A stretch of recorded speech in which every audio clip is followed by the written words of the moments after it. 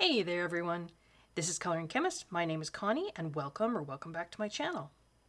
No, you're not seeing double. I have two copies of Johanna Basford's Small Victories. This is her newest book. It is a small book, so it's, I'm going to do centimeters because I'm Canadian. It's just over 15 centimeters wide, like about 15.2 by, I would say about 20.5 centimeters tall.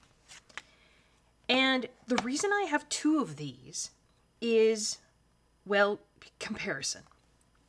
As lots of you may know, I am a chemistry teacher and I really just like details. I like looking at details, comparing things. It's just something that I really enjoy. Normally, when I buy Johanna Basford's books, I buy the UK versions. And the reason for that is I like the UK paper better. It's smoother, and because of the way I color, I tend to use Pitt pens for just straight coloring, or even shading. I use them for basing. And because they're a water-based pigment pen marker, they go down better on smoother paper. But in this most recent book, Johanna had said that the US and the UK editions were going to be printed at the same printer on the same paper. So I wanted to get a copy of both and just to check that out. So I thought, well, let's do sort of a little combo video here. We'll do a comparison, I'll do a flip through, and then we'll do a little bit of coloring with Pitt pens because I have looked through these and I've looked at the paper, and honestly, these books are made to color with Pitt pens. And we'll talk about why that is, and I'll show you why a little bit later. So how can I tell the difference between these two? The spelling of coloring. That's how I tell the difference between UK printed and US printed books most of the time. The UK and Canada will spell coloring with a U, so C-O-L-O-U-R-I-G, and the US will spell it without the U. And that's true for most words that are sort of fall into that family of words. Honor would be with O-U-R in Canada and the UK, and just O-R in the States, etc. Looking at the covers, other than that spelling, they are, I think they're identical, which is unique because before, when Johanna was printing her UK and US versions at different printers, the cover art was often different. But these ones, not the cover art wasn't different, the coloring on the cover art was different. But these ones are the same. One thing I did notice, and again, tiny details, right? On the UK version, I don't know if I can, maybe I can show it to you on this little flower pot right there. So we've got gold leafing, right, as part of the coloring. Can you see how the gold leafing doesn't exactly fall within the lines of the illustration? You see that? So in that middle section, the gold leafing goes a little bit over that central line on that flower pot. And on the two outside sections, it doesn't quite start at that line. There's like a little white space. Whereas in the US version, there's the same flower pot. It's still gold leafing, see? But it's exactly inside the lines. And it's like that on pretty much all the gold leafing, comparing one to the other. So the UK edition, it's almost like when the gold leafing was put on, there was a slight shift somehow so that it didn't fit quite within the illustration lines. Whereas on the US version, it does fit within the illustration lines. Does that matter? Not really. But like I say, I just like looking at tiny details. So let's look at the back of them. The text is different.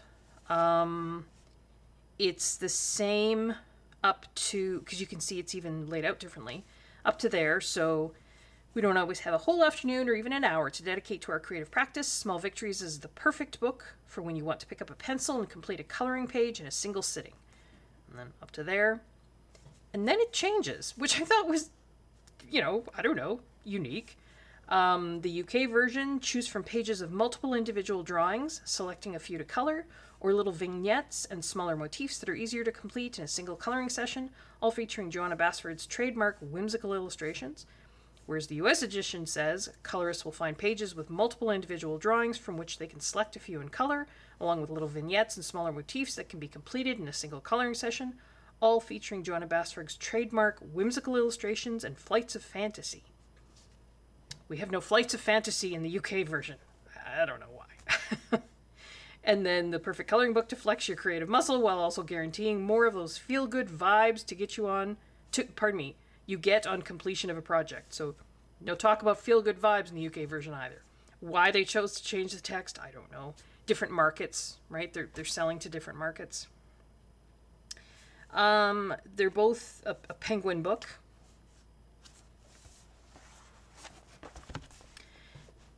There was one other difference between these. They have identical images inside. Well, not quite. So the one other difference that I was curious to see, so I opened them both up, and I'm going to see if, with my mouse and my ruler here for a minute, let me see if you can spot the difference. So we've got inside pages here. And then we've just got some text here, a guide to exploring small victories. I think the text is the same on both. And then we have the title pages. Now, here's the title page for, sorry, I'm trying to get them to lay open. So this is the UK version on the left, the US version on the right, because of the spelling, right? Can you see the difference? Again, does it really matter? No. But I don't know, I just like noting and finding these differences. The illustration on the US version goes to the edge of the page, right? Can you see the balloon is like it's going right off the edge there? The UK version does not.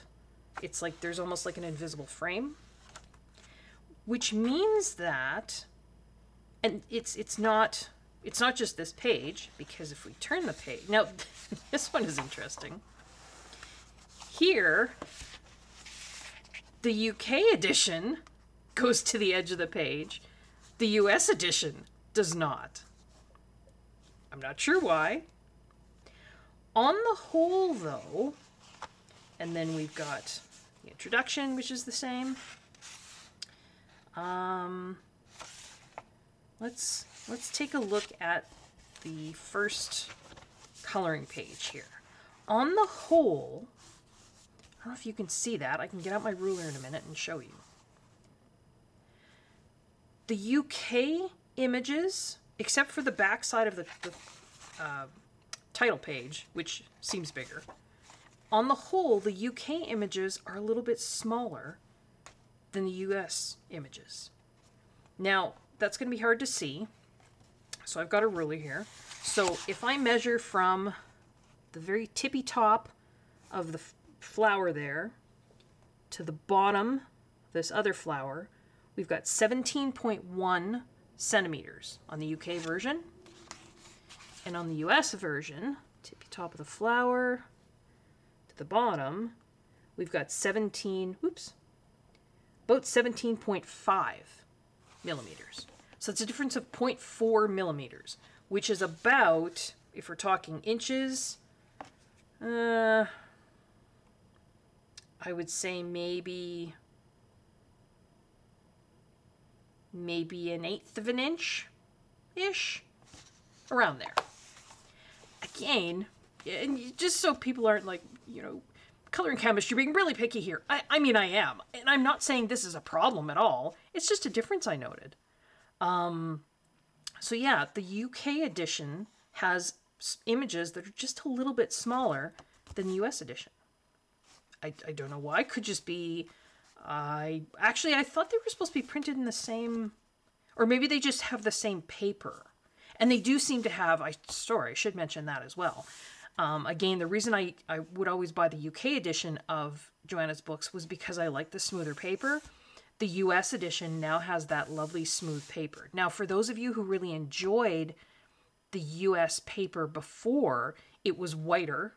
The UK editions always had sort of that cream colored paper, which I loved. So the UK and US editions now both have that cream colored paper, and the US paper is smoother. It's not going to have that tooth that the US paper had before. So, you know, if you liked that paper, you might be disappointed with the US edition here.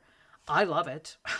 I now have 2 editions that I can use. I can color using Pitt pens.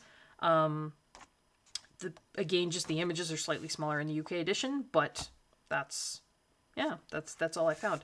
And it's not, you know, if I go through, where's one that it shows?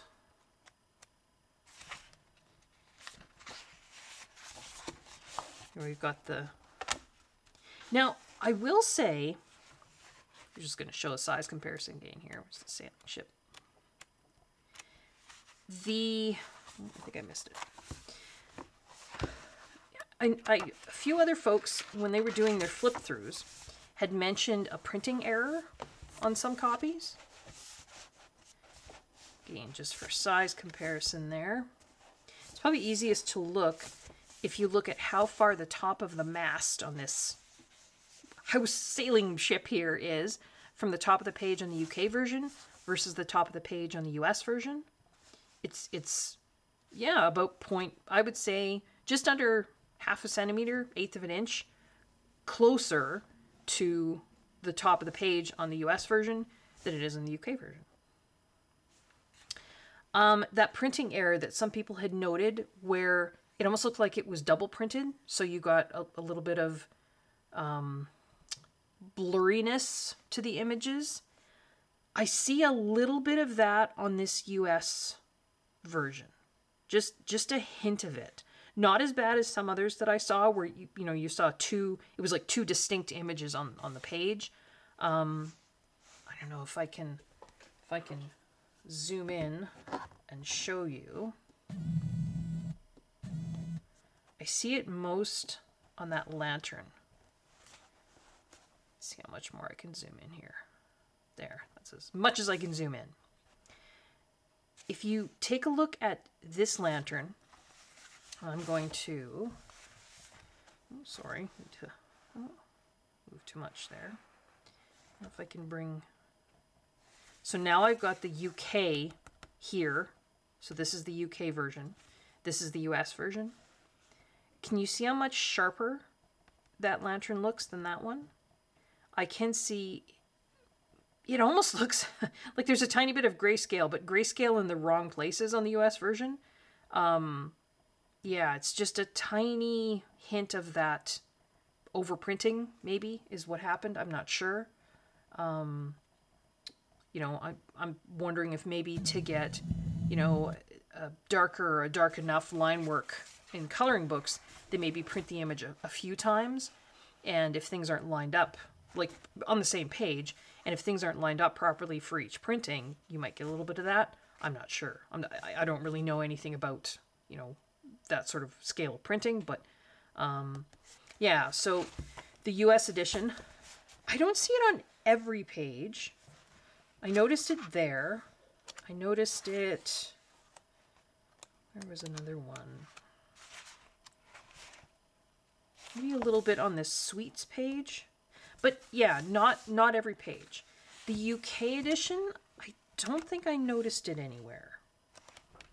I didn't notice that fuzziness, that blurriness. Yeah. So I thought we would do a quick, sorry, I showed you some pages there already, quick flip through, because again, lots of you have seen this already. And then we will do some coloring with some Pitt pens, just to show you how quickly you can color, a little small image in Johanna Basford's books using only Pitt pens. I'm going to use them to shade. I'm going to use them to do everything. Maybe bring in a white gel pen just for some highlights at the end, but everything else will be Pitt pen. So, Small Victories, a coloring book of little wins and miniature masterpieces. So there's our title page. I love Johanna's work, and I know a lot of people find there's just too many leaves. And you know what? That's fair. Everybody has their preferences. Everybody, you know what you like, right? I really, really like Johanna's work. I do. I don't seem to get tired of coloring it. So, yeah. Just unique individual preferences. Makes us all unique and individual, and that's an awesome thing. So here we got kind of a mirror image. Lots, of course, of these little small vignettes, which is the small victories, right? You know, you can color just this little bit, and it's not going to take you very long. I see hints of her other books in here. I mean, it's the same illustrator, right? She's not going to draw completely differently. And so I see hints of her other books, but I also see some really unique things that I don't remember seeing in her other books. This little frog, just, that looks unique to me. Little trucks, vans and things. Again, we've seen those in Worlds of Wonder, right? That kind of thing, but just different. I don't think there's any images in here that she's, you know, completely just transferred over from one book to another. I don't see that at all. Which I wouldn't expect to, right? Johanna's a professional artist, illustrator. Yeah, it's not something I would be truly surprised if I ever saw that. Nice butterfly there. Lots of mushrooms. There's always lots of mushrooms with Johanna's work, and I love that. And little houses. I really like this page. In fact, I think that's the page we're going to do a little coloring on. The paper, as always, right, is nice and thick. It's not card, but it's nice, thick paper. Leaves. For those of you that don't like leaves, not a good page for you. Dinosaurs. I don't remember seeing dinosaurs in Johanna's work before. So maybe Ivy and the Inky Butterfly? It's been a long time since I looked at that book, but that's fun. There's a lovely underwater scene. Fish and seaweed. Some more fish here. Whimsical. Yeah, definitely whimsical. Flights of Fantasy. Was that what they had in the back cover of this US edition? So you've got florals on the fish. I like that. Some more houses. A little bit larger than the one on the other page. This is sort of 4-2 page, whereas the other one was 6-2 page. This reminds me of a page in World of Flowers, I think it is. And it's a double page spread where she's got lots of little individual florals to color. Because I did color that whole page. And I used it to practice coloring different flowers realistically, although with Pitt pens. I mean, there's still a bit of a cartoony aspect to what I colored, and it's not hyper-realism. But this is similar to that, but not the same. You know, I don't see any flowers here that are, you know, exactly the same as what she had there. And she's interspersed a little ladybug. That's cute. Butterfly down here.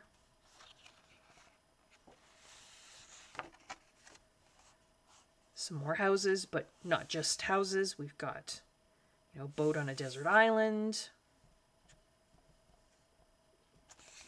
I don't know if that's snow. I think it might be. So that would be fun, you know, a little winter coloring picture. We've got smoke coming out of the chimney, so, you know, I'm assuming maybe that's a wintertime scene. And then we've got houseboats.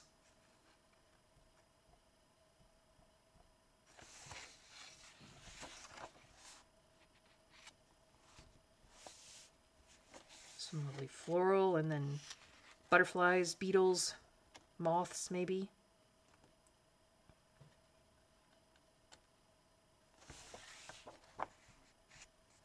I do like these floral kind of round vignettes that she does.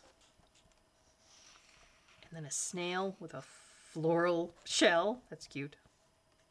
Florals on the... But it doesn't look like a butterfly though. Maybe a moth. Maybe it's just not even either. Maybe it's just something whimsical and fantasy-like. This reminds me of Enchanted Forest. But again, not anything, you know, I don't remember anything exactly like that in Enchanted Forest. these do too. Mushrooms. Hare. Fox. Some yummy treats there. Hamburger. Pancakes. Cakes. Ice cream sundaes. Donuts. All kinds of fun things. There was a page similar in World of Flowers where there was pencils, but the pencils were upright and the flowers, if I remember correctly, were they growing out of the pencils or behind the pencils? I don't know, it was a while ago I colored it. So that's what that reminds me of, but different, right? This is stitch bound, so you can see the stitching there. I already went through this and really sort of broke the spine and opened that up, so that's why mine's lying nice and flat. Little wildflower bouquets tied with string and twine. I like that. Little simple circular vignettes of florals. Lots of them on a page. That's nice. What is there, 30 on that page? Yep. So, you know what? If you wanted to do like a month-long challenge, you could do one, well, assuming you had a month of 30 days, one per day. Tree houses, quotes, tree houses. They're actual houses in bonsai trees, so that's fun. And then just little shelves with items on them. I can see a little bit of that blurriness on this page. So this is the US edition, just a little. It's not even so much that it's double printed on this page. Just the images look slightly, just ever so slightly blurry.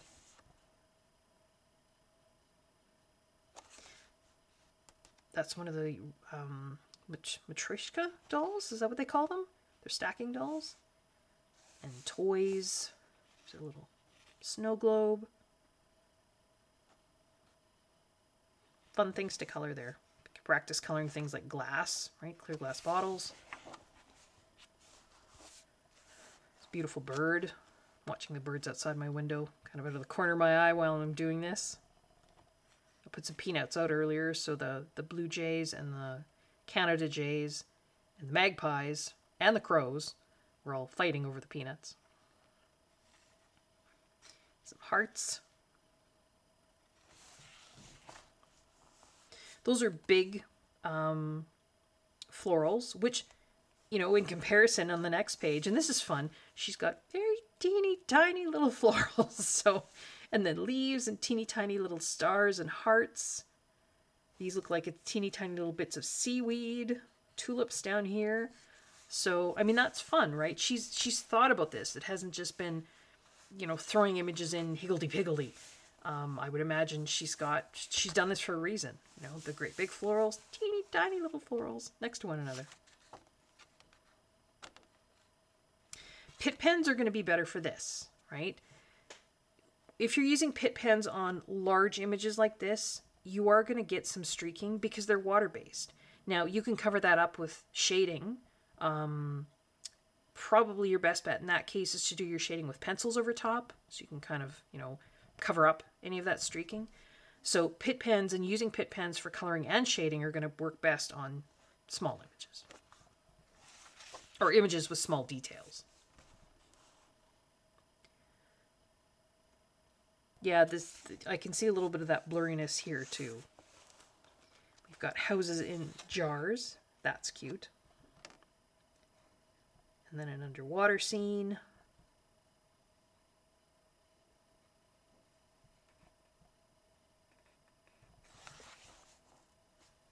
More things to eat. Cupcakes. Those will be fun. And then tea.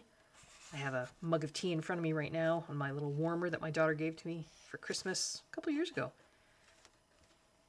Do you guys ever make tea? And then, I like to steep mine for a while. I like strong tea. But I still like it to be hot enough that it almost burns going down. I don't know. I don't know if anybody else drinks their tea or coffee that way.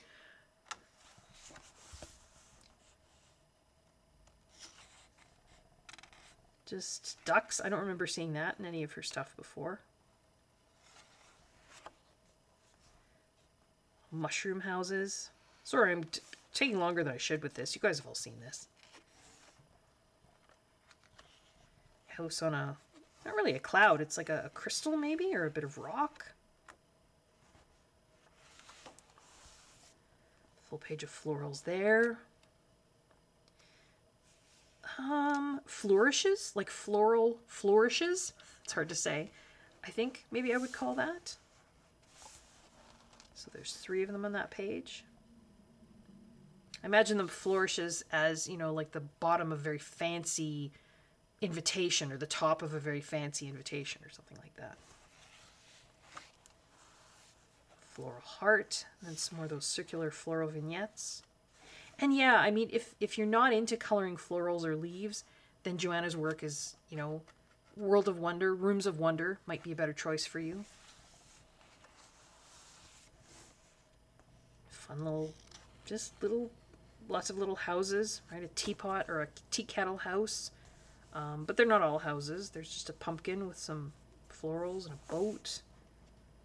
Key. Some dachshunds with floral patterns on them. And you know what? I mean, you might call that Zen doodly.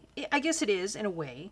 But if you're not a fan of Zen doodle, you can ignore that pattern and just color this as though it were just a dachshund, right?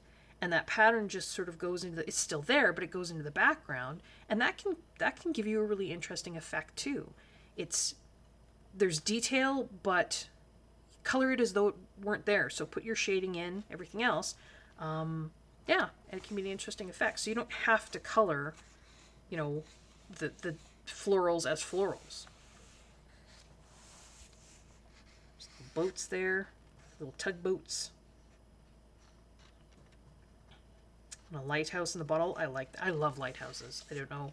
I don't live near the sea. I do live near, relatively near lakes. Central Canada, we have a lot of lakes here. Yeah, that's fun. Boat there. That was the one where I showed where I did see, you know, a fair amount of that kind of doubling. Some more tower houses there. Birds. Feathers. I don't think we've seen that before in Johanna's work.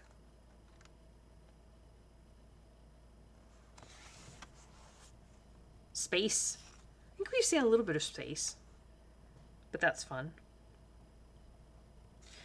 This image, or this page, I feel like there's quite a lot of that blurriness and doubling, particularly on this image, that one. It's funny, not so much on that one. You'd think on one page it would all be the same. I don't know, but...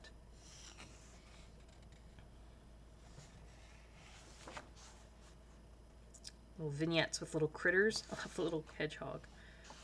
I wish we had hedgehogs here. We don't. We do have foxes. I see them.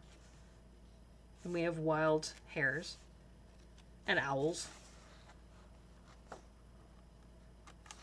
A mirrored floral image there with some little butterflies. Some little rectangular kind of floral vignettes. That one has a butterfly in it. Rectangular the other way. Some doubling there. Or just, yeah, blurriness. Page of little vignettes of fruits. Now, for those of you in the UK, are those gooseberries? Don't have those here. I don't have those here. Those look like blueberries to me. We do have those here. Raspberries, strawberries. I mean, I know what a pomegranate is. We don't have them here, but obviously citrus fruit don't grow here. We do grow grapes here, though. I think that's a persimmon, maybe? I'm not sure what that is. I'm not sure what those are either. Interesting. Ice cream sundae with a house on top. That's fun.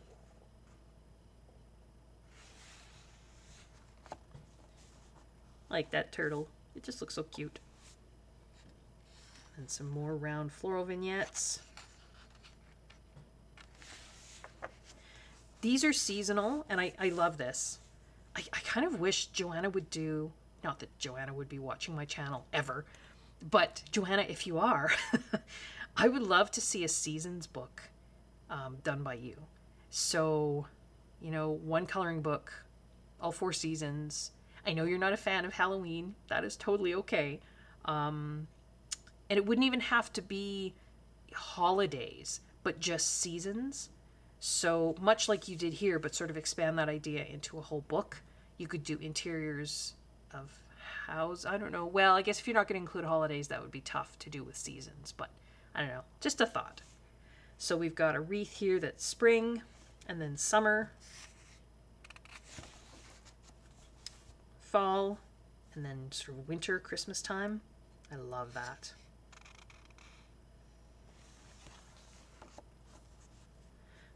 These look like, or these remind me of blue jays. I have tons of them here, and they're well, in fact, there's one on the feeder right now. 2 of them right now in front of me. And they can be bullies. They can be hogs. They will tend to hog the food, but I make sure I put out enough so everybody has some. They're beautiful. They're beautiful birds. And there's an interesting bit of science when it comes to the color of them, because they're called blue jays for a reason. They're blue, but they're not blue because their feathers are actually blue. They just appear blue to us. So maybe I'll talk about that another day. And we've just got little vignettes here. Looks like we've got 20 of them on that page. There's a fish in there, birds, florals, butterflies, just lots of fun things to color. Some houses here, but they're larger, so 3 to a page. Like little kind of wildflower vignettes there. Very simple, just stems. You know, there's not, I realize other florals had stems too, but they're not totally covered in leaves. There's a lot of negative space there. Is that what you call it in art? And I like that. So whimsical things here. We've got jars, potion bottles, mushrooms, birdhouse, dragons. Love dragons.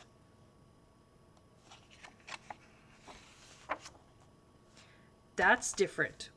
She does a lot of circular, you know, vignettes, but I've never seen her do shape vignettes. I mean, circle's a shape, but shapes with pointed corners. How's that? So, you know, diamond, triangle, that sort of thing. I don't remember seeing that before. There's some more circles, kind of reflected. There's 2 planes of reflection. Oh, should we get into math? Maybe not. Sometimes when artists will do a drawing like this, they'll just have a single plane of reflection, which means if you take, you know, your ruler and sort of put it down the middle, this is a reflection of that. But it looks to me on these ones like well, to some extent, she also has a plane of reflection running that way. So that's cool. And then we've got a narwhal there.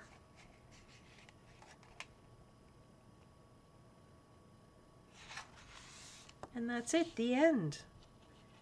Color palette test page. I did a little tiny bit of coloring here with one of my Pitt pens. I just wanted to see whether you get bleed through or ghosting. I know that I don't on the traditional UK paper.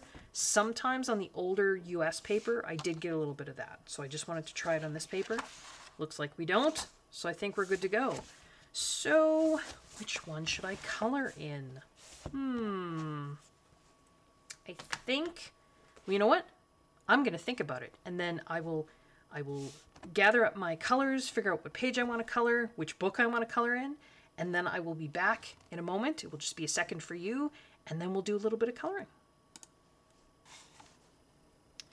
All right, I am back.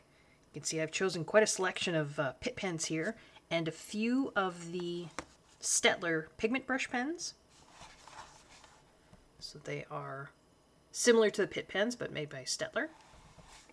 I will leave a list of the colors in the description box below, and I will also try and mention them as I go about my coloring.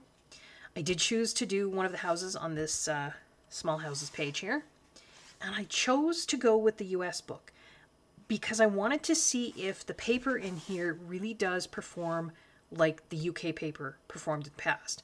I know what the UK paper feels like. I've colored on it before, so I just wanted to, and I've colored on the US paper as well with Pitt pens, but I didn't like it, so I want to see if the paper in the new US version here sort of handles the Pitt pens the same. So I think we will go ahead and zoom in, and we are going to do this little house right here. My page will probably be at an angle because that's just how I like to color. So if that bothers you, I'm sorry. And I'm just going to dive right in. Now, I did do a bit of thinking before I started here, and go a little more. There we go. So I kind of have an idea what colors I want to use on what parts of the house, but I think I've mentioned before, I'm not one of these people that can see the finished image in my head. I just can't. My brain doesn't work that way. So I just know that in past, I've used the colors that I'm going to use on elements like this in different pictures. I just hope it works out. For glass and windows, if it's not a nighttime scene, and I didn't choose to make this a nighttime scene, I like basing the windows with this light indigo 220 Pitt pen. This isn't a color that occurs in Polychromos or any other of the artist grade lines for Faber Castell. So I like it because it's very pale. Right? You can probably barely even see it there. But what I'll do is I will put this on, possibly do a little shading with maybe 146, which I actually forgot to grab, which is the sky blue Pitt pen. But maybe not. Yeah, maybe I will, just to show. So I'm just coloring in all these windows with this light indigo Pitt pen. I will also at the very end go over these windows with the clear Jelly Roll glaze just to give it that glass look. I tend to always have my light source coming in from top right. So if I think about that, I'm going to have maybe a little bit darker, just that edge of the window there. And so you can see I just went in and put a tiny little line of that sky blue. And then I go in with the light indigo again and just blend it out, just to get a little bit of, go even closer there so you can see. Hopefully I'll remember to keep things on screen when I'm this close. So you can see a little bit of shading in that window. So let's do the same thing here. So we're going to have a tiny little bit of shading, probably maybe just in that corner. I'm trying to keep my hands out of the way. Hopefully I am.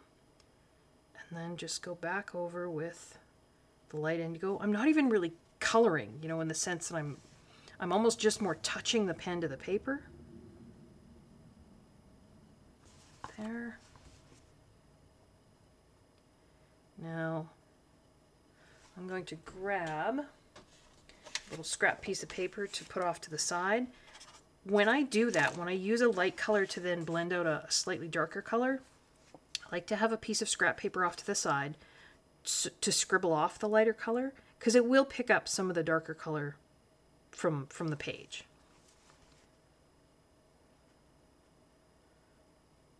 Just sort of blending it in, you know, towards the center of the page. Teeny tiny little window here. So I'm almost just dotting that sky blue pen on. I'm not even really drawing a line, and just touching the light indigo to the page, and then we've got our windows with a little bit of shading. That's really all I do when I'm coloring with Pitt pens. What I like about images that are this tiny is there's not a lot of room for shading, so I don't have to worry about, you know, kind of pencil blends with, you know, 5 or 6 pencils, which, you know, I've seen other people do, and they do an amazing job, but I just am not very good at it. And so the great part about this is I don't have to worry. There isn't room to worry about that. So I guess it suits my coloring style maybe a little bit better. So next I'm going to go in and I'm going to do the greenery in here. So we've got some tiny little plants. Oh, and I'm using, sorry, this is Pitt Pen, May Green 170. So I put a layer of that down. And then I chose a Staedtler pen. And this is olive green. And the color number is 57. You could also use, if you don't have the Staedtler pens and you just have the Pitt Pens, this permanent green olive 167. That'll work really well too. But just a slightly darker green. And maybe I'll just touch it at the bottom, right where the plant sort of meets the edge of the pot. And since this plant on the right is behind the plant on the left, I'm going to put just a couple dots of darker because it's underneath the other plant. And I don't know if I'm even going to, let's see, I want to bring that darker color out a bit, but I still want to have light bits on the very top of those plants, if you know what I mean. Now, if you bring your color out too far, which is really easy to do in a tiny space like that, and suddenly you've put that darker color on, you've used your lighter color to kind of pull it out a bit, but you've pulled it right out to the edge of what you'd colored with the lighter color, and now it's all one color again. Never fear.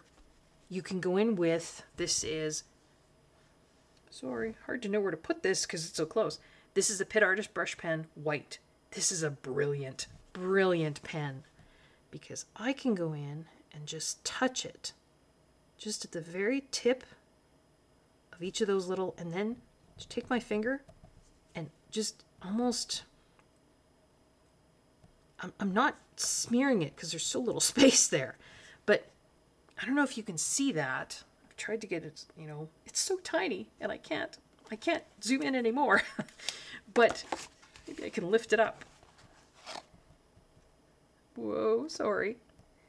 Can you see how it just makes the tips of those plants just a little bit brighter? So you can correct a lot of things with that white pen.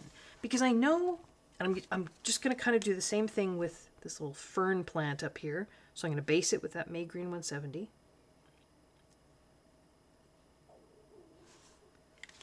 Put a little bit of the darker color at the bottom. Maybe a little bit more in that center leaf since it's in behind.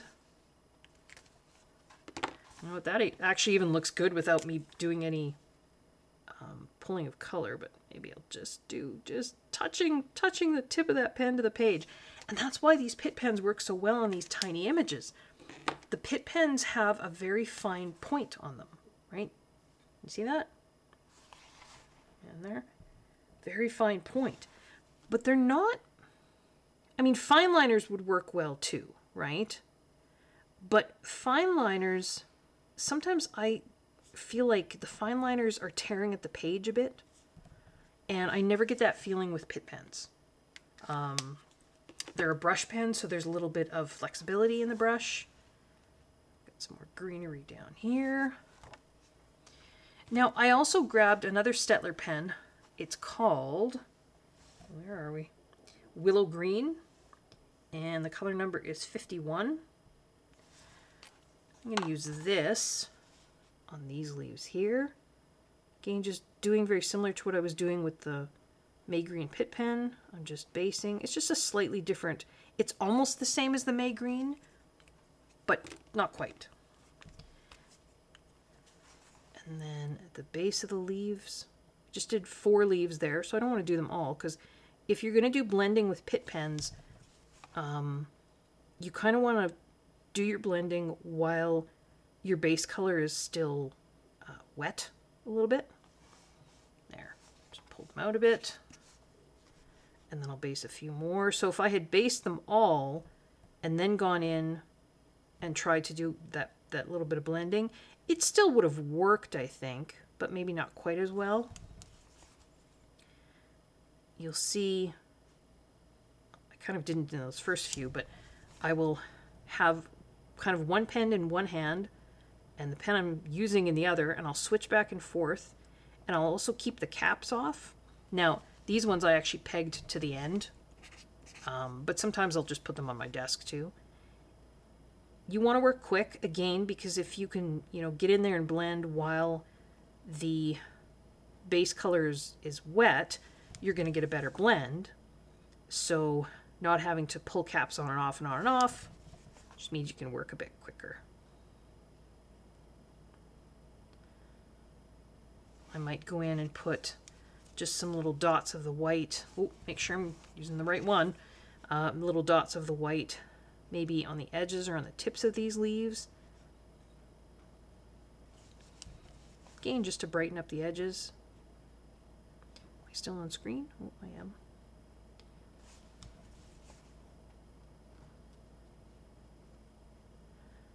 And I'm not, it's not, these aren't the most beautifully shaded leaves ever.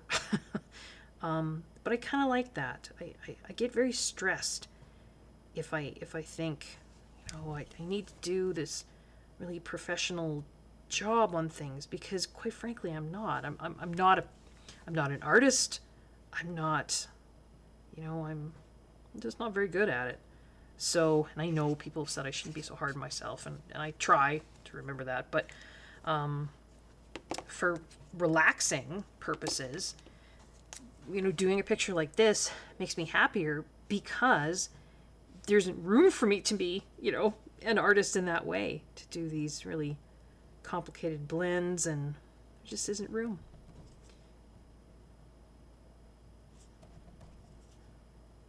Just dotting a little bit of the white on the tips of those leaves, and then taking my finger and just almost tapping it off, just so it doesn't look like dots. It just looks like a little bit of a brighter, and because it's sort of opaque but not super opaque, I'm still going to see the green underneath where I've done this. So it's not like I'm making the tips of these leaves, bright white and the rest of the leaf is green. The tip of the leaf is still going to look green, but just a little bit brighter.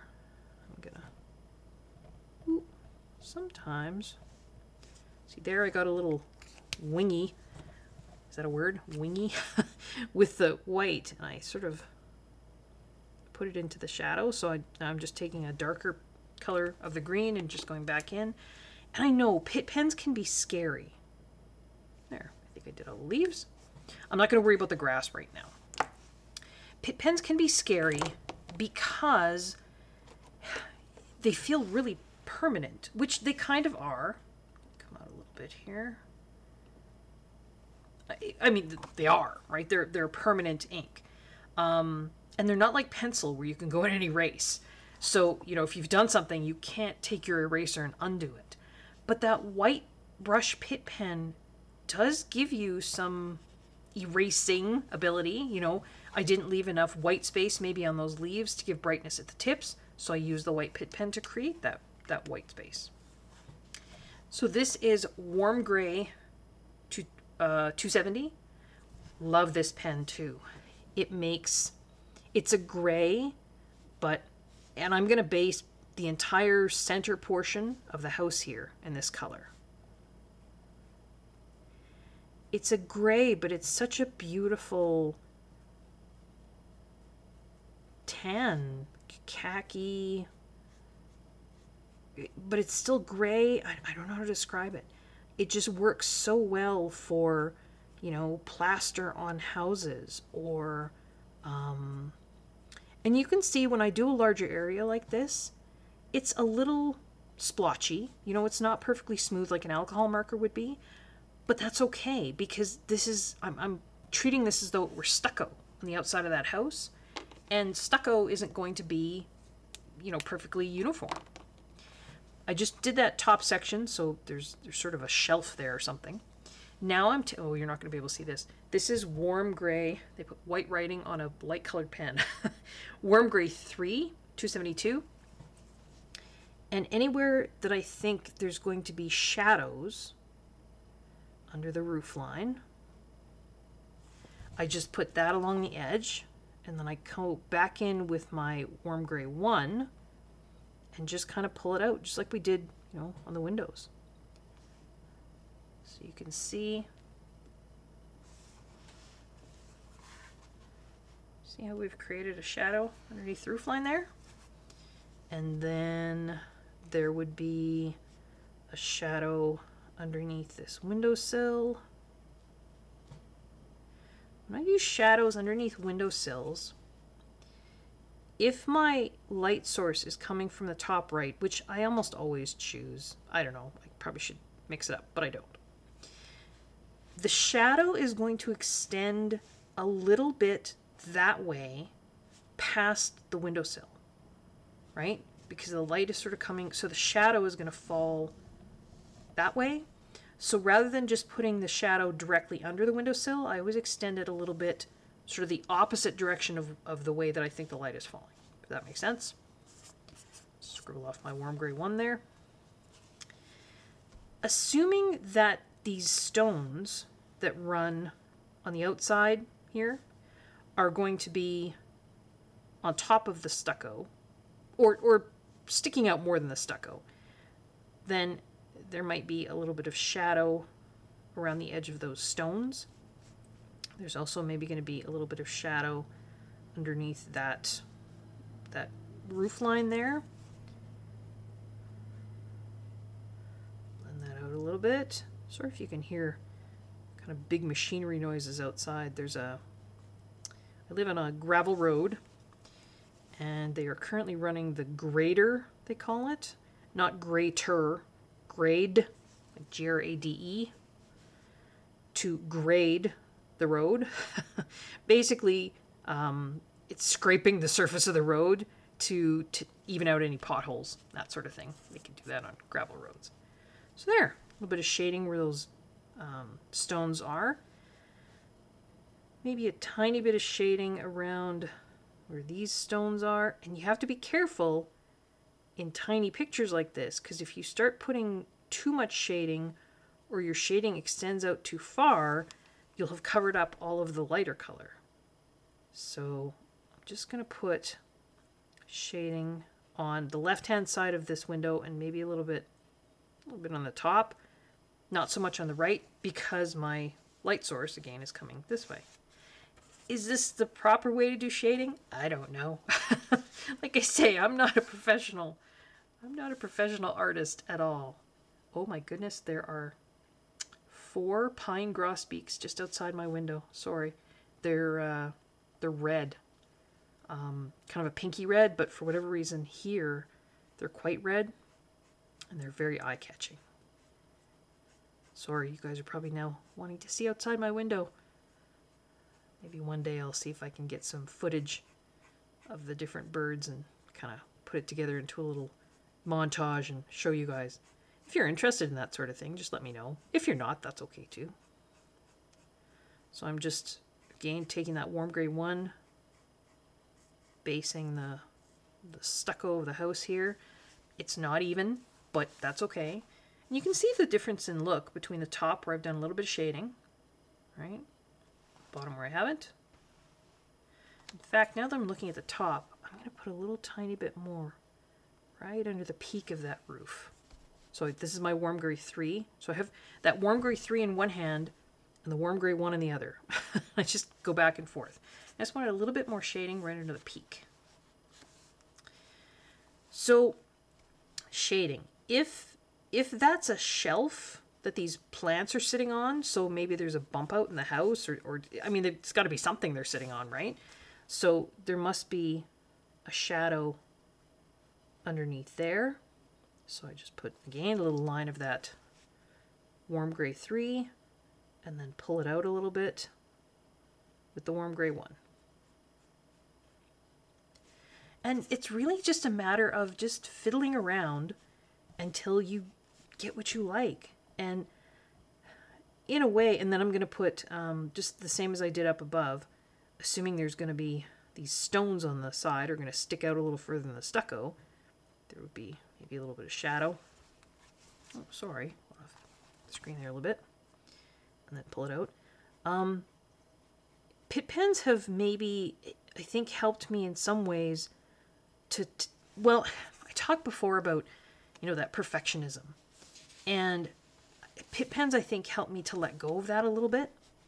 Because with pencils, you know, you can get kind of pulled into that. And if this is something you enjoy, it's not a bad thing. But for me, I would get pulled into that sort of never-ending cycle of I can't leave it alone. I can't leave it alone. You know, it's not perfect. I need to go in and that's wrong, and I need to erase that. And because pencils gave me that ability, I don't know, my own personality took it and ran with it too much, I think. Not to say, again, if that gives you enjoyment, absolutely. But with the Pitt pens, it is what it is. You know, I say you can fix mistakes with the white, and you can to some extent, but you can't, I don't think you can't go in and redo and fix mistakes the same way you would with pencils, right? You just can't. So, I don't know. Good thing for me. Where else would there be shading? So probably on the left-hand side of the door, because if the light again is coming, you know, from that direction. Sorry, my fingers look huge in this video because we're zoomed in so much. 22 minutes. We've been going, and I've been talking. But, you know, we've gotten a fair amount done here. Would there be shading under the windows? Sure, why not? Just a little bit. They're teeny windows. I don't see a sill there, but just put a little bit in. And again, just extend it a little bit to the left further than the window. There's an imaginary frame there. Maybe the black lines are a frame. I think because when you've got a little picture like this, if you get too many colors going, it can be there's too much going on. So I think I'm going to make this stucco as well. So I'm going to base this whole thing. Now, should I have done this before I colored the leaves? Probably. Like I say, I'm not a professional. I just kind of go with, I don't know, go with what my brain is telling me to do, which, granted, is not probably often the right thing. But it is what it is. Makes me happy. And quite often I'll look at the end result and I'll think, you know what, that's not bad. So there, I just based that with the warm gray one. Now, we're definitely going to have a shadow along here. And I'm making this shadow a little bigger and a little deeper because we're going to have a fairly extensive shadow, you know, if my light is coming from that direction on this part of the house. I'm assuming it's back a bit. I'm assuming. And then I'm going to pull that out. Try not to color over my leaves that I already colored.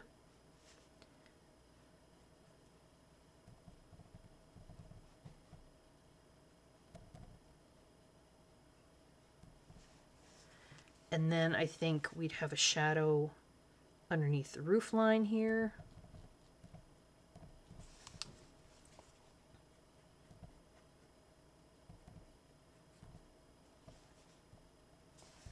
I want to deepen it up just a little more right up in that corner.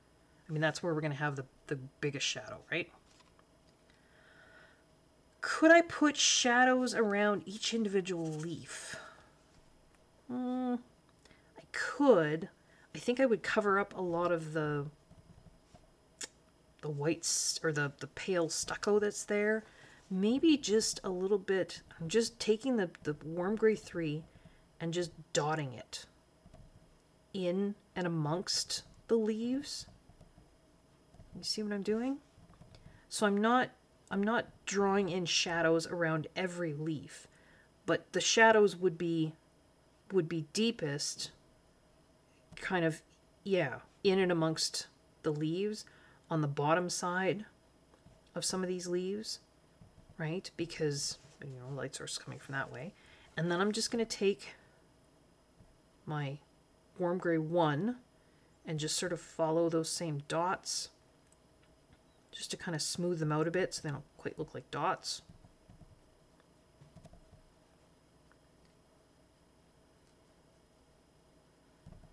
Just to give the sense that there's a little bit more shadow in behind the main portion of the leaves, right? There. I think that's okay. I scribbled off my warm gray 1 again, and then I'll do the stucco here. Oh, am I? No, I'm not. Thought I was off screen. When I'm so zoomed in, it's hard to remember to move the book. Light source coming this way, so again, the shadow under the roof. Or the eaves there, the roof line. And pull it out with the warm gray 1. I don't know that there would be heavy shadow where this section of the house hits this section, because there was heavy shadow here, right? Because the light is coming this way. But that would mean that you're not going to have a whole lot of shadow there. Did you see what I'm saying? Now you would have shadow on this side of the frame of the window, right? And I can even just use the warm gray 1 just to pull that, just to almost create a little bit of shadow on that edge. And the nice part about these Pitt pens, if you take the same color, so this is just the warm gray 1 again, and go over an area you've already colored with that color, you can get, can you see what I've done down there at the bottom? Now, we're going to let that dry too, but you will get a darker shade of this color without having to add in. It's going to be subtle, but you know, that's maybe what I want, is just a subtle bit of shading. And I'm going to put a little bit more up in that corner. Just a subtle little bit of shading on that edge, not as dark as the shading here. Put a little bit of shading under the window frame. So you can see I'm very kind of light-handed with these. When you've got a small image like this, you can't sort of go in and put a lot of pressure and put a, you know, a bold line.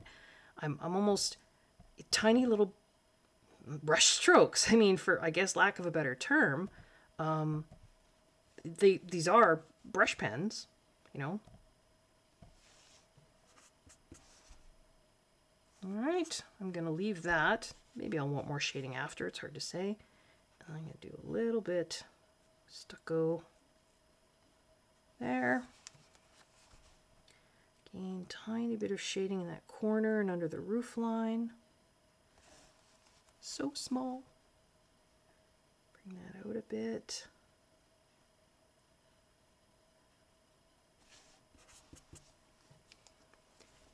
Tiny, tiny shadow under this window.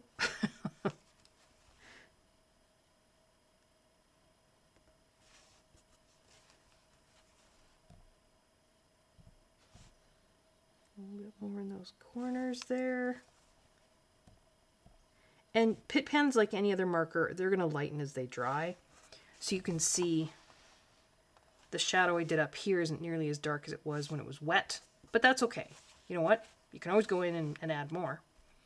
And I think that's all the stucco work I'm going to do. And I think that's all the shading I want to do. It's not super super dramatic shading, but I'm not a super dramatic shader, if that makes sense. I tend to go for subtle shading.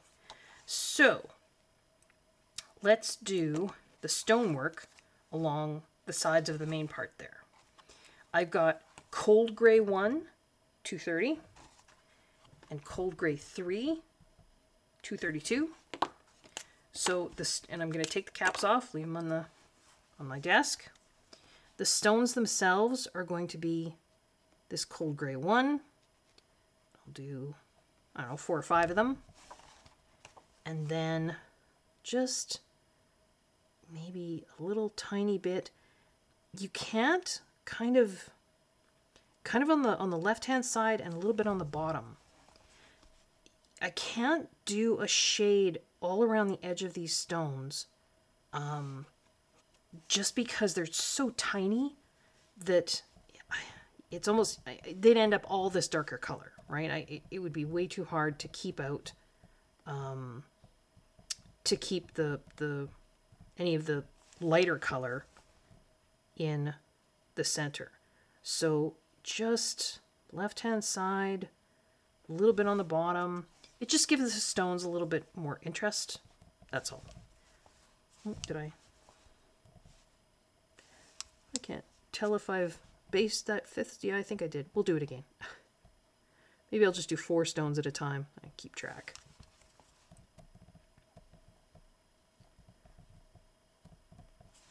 Again, shade on like 2 of them. Go back in, bring the shade out a little bit just to blend. Shade on the other 2. Go back in. Blend a bit. See how fast this is, though? Oops. You gotta be careful when you're switching when you've got these 2 pens in your hand, though. Don't mix them up. I've done it. I mean, it's not the end of the world, is it?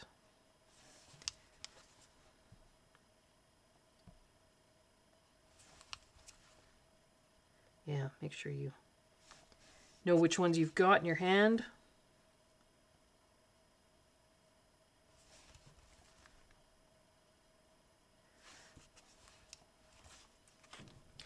And if there's a stone, off screen there. If there's a stone where I do feel that I've lost too much of a lighter color, then it is white Pitt Pen to the rescue.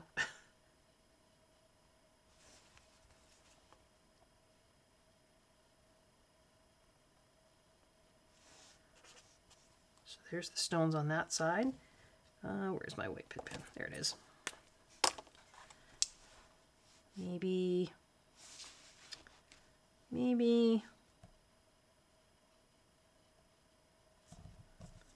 little bit of white on the sort of top right corner of each stone. I'm just dotting the white Pitt Pen on there, and like I say, just kind of tapping it off with my finger. It just gives, yeah, a little bit of brightness. I don't want a reflection, right? That the stones aren't, I mean, unless they were polished or wet, the stones aren't going to give, they're not reflective, but they might appear, again, if that light source is coming from the top right of my picture, then the top right of these stones might appear a little brighter. So now we'll go back and we'll do the right hand side. Let's go up a little further. Base with the cold gray 1. Now, so the light's coming from this way. I think I'm still going to do, maybe it's not exactly correct, but I'm going to put a little shading on the bottom and on the right hand side this time. So yeah, maybe that's not exactly how the shading would fall, but it's so tiny in here. That's my choice.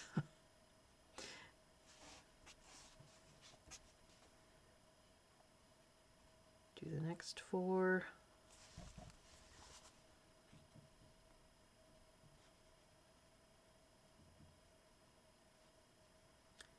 I can hear a woodpecker. Because I get those at my feeders too. And I can hear a bang, bang, bang outside. There shouldn't be anybody out there.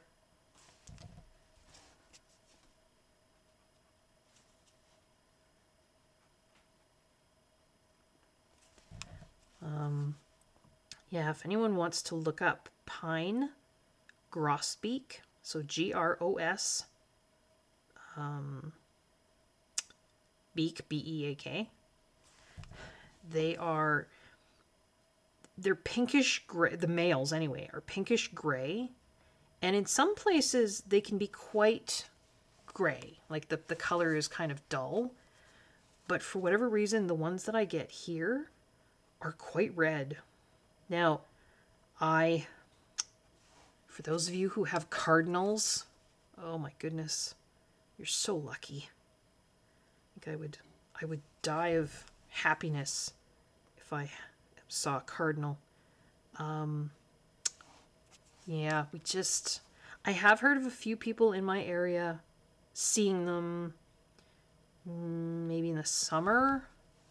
You know, they're maybe a little off course in terms of their migration, not sure, or fall. But to see a cardinal in the snow would be amazing. I have never seen one. But the pine grosbeaks, like I say, they're pretty. They're a pinky color that, depending on their diet, I think, can change. So I'm just going to take my white Pitt pen now and just kind of do the same thing. Just kind of a few dots of white on the non-shaded part of my stones. And then tap it off.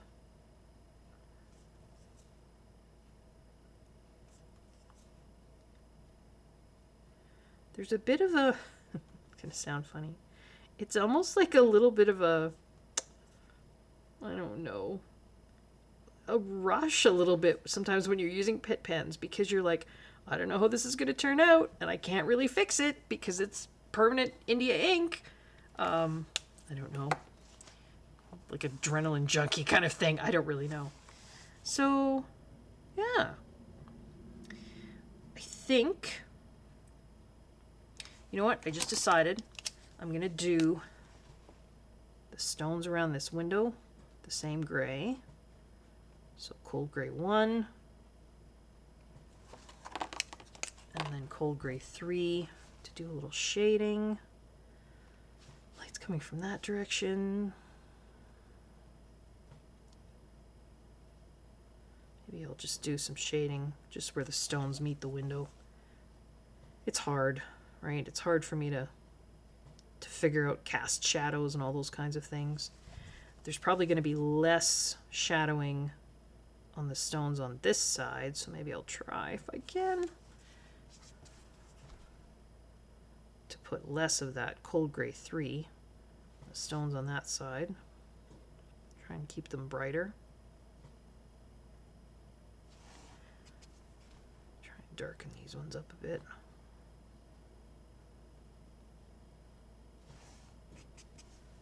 I don't know, can you see a difference? I can see a little bit of a difference.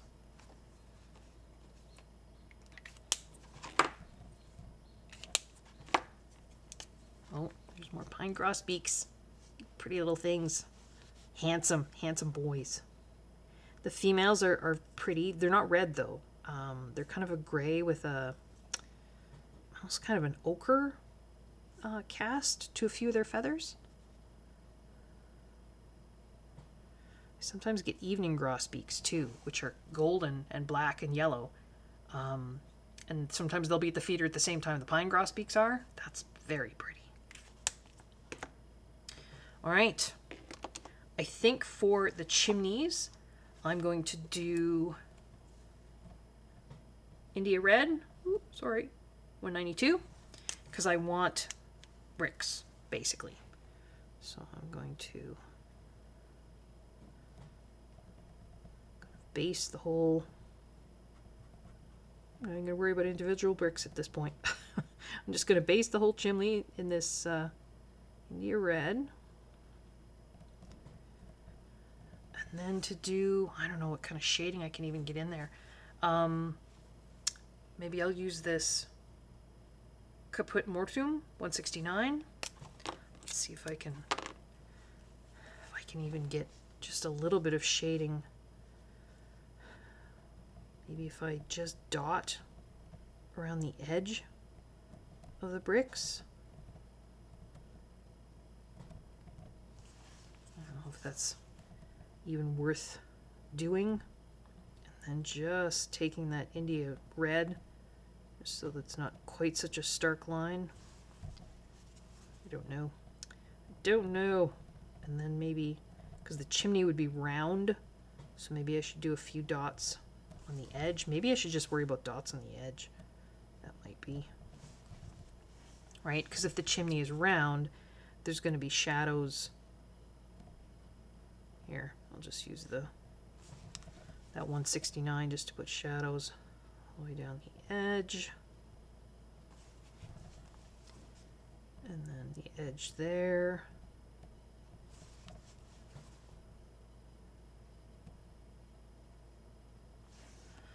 And then, I don't know if there's room for me to shadow individual bricks here. There may not be. Try a little bit, I guess. I don't know if I'm making this better or worse. I'm just almost putting, you know, kind of dots of the darker color where the lines of the bricks are, just to kind of, and then almost just kind of going over it a little bit with the, and then I guess there should be a little bit of a shadow where the chimney meets the house. There, I don't know, but what I can do, if I feel those bricks are too dark, white, handy dandy white, maybe put a few white dots in the middle of the brick and then tap that off.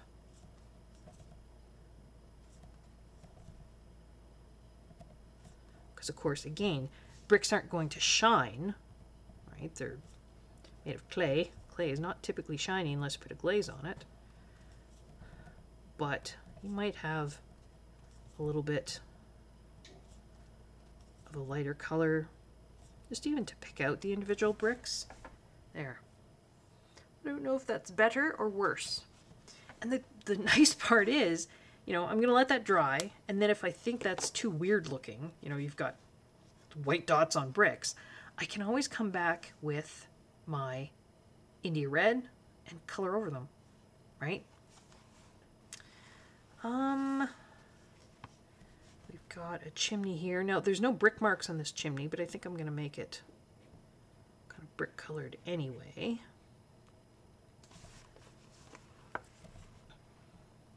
This one I'm just going to do a shadow down either side, and maybe one along the where it meets the house. Which is probably what I should have done on the other one, but didn't. And then we've got another brick chimney here.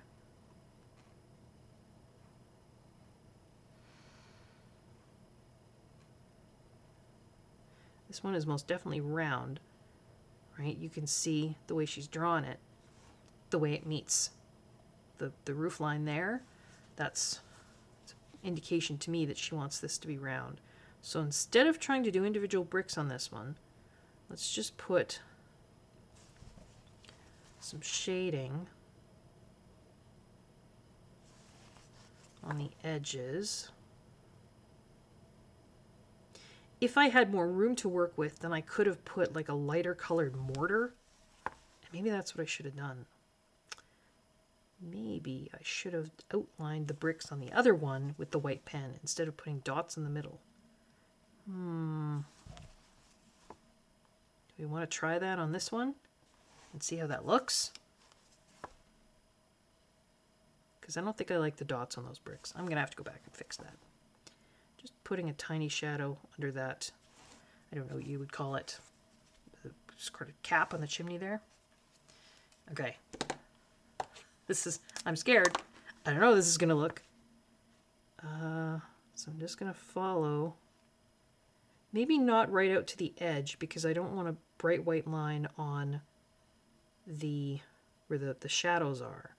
But I'm just barely touching the paper where she's drawn in brick lines.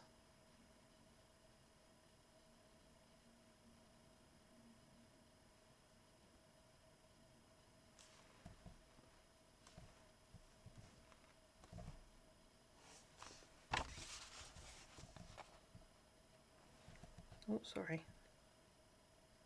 Yeah, I think that's better, isn't it? Then I don't like that. Okay, so to fix that, I'm going to take my red, India red. I'm going to color over where I put those white spots.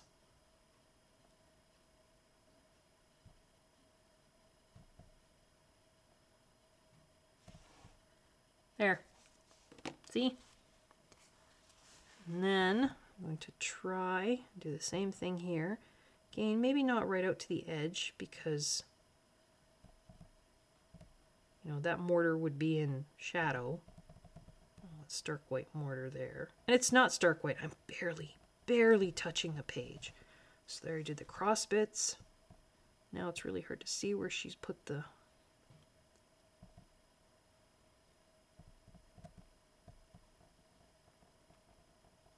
vertical bits. Sorry, I'm really concentrating here now. And then I don't, when I put my finger down on it, I'm not, you know, smearing it. I'm just tapping it just to take some of the white pigment off. There. Is that better? Is that worse? It is what it is. And then I just left that one that way. Not everything can be perfect, I guess, hey? Where are we at? 47 minutes? I might as well do a full color along. I can always speed some of this up later if it's too long. I think I will now do the teeny tiny little flower pots. And I like to do flower pots terracotta color. So I take, terracotta 186, and I'm going to shade it with sanguine 188. There's not going to be a whole lot of shading because they're tiny.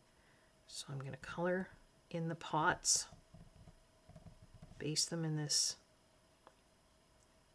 186 terracotta color, and then and the pots are round, just barely touching this sanguine to the paper. And then just blending it out a bit. Can I? Nope, that's as much as I can zoom in. Now, the middle flower pot here is behind the flower pot in front, so I'll maybe put a bit deeper shadow there.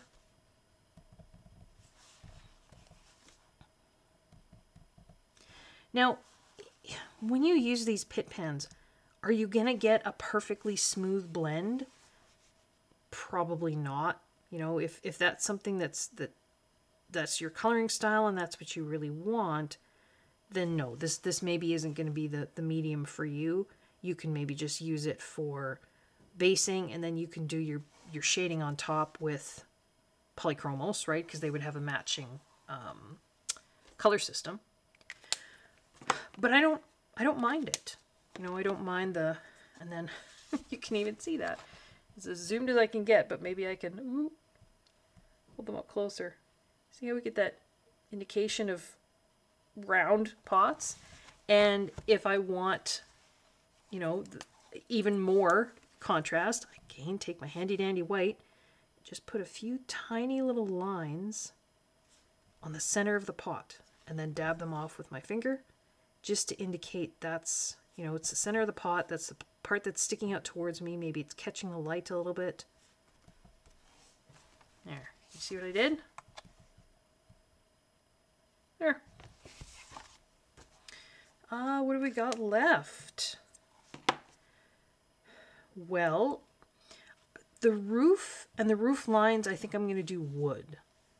The top of that chimney is probably not wood though. So I'm going to do the tops of all these little chimneys in this cold gray one. Stone, I guess. I mean, I don't know if they would be stone or metal. And then I'm going to use the cold gray 3 just to put a tiny little bit of shading. I mean, not much, right? Just maybe right where that middle bit meets the chimney. This one's a little bit bigger, so maybe I can, again, give the impression that this is round. Put a bit of shading on the edges. Pull it out a bit. Same thing up here. Bit of shading on the edges, and then maybe, because it's inside, I'm assuming, that piece that's underneath.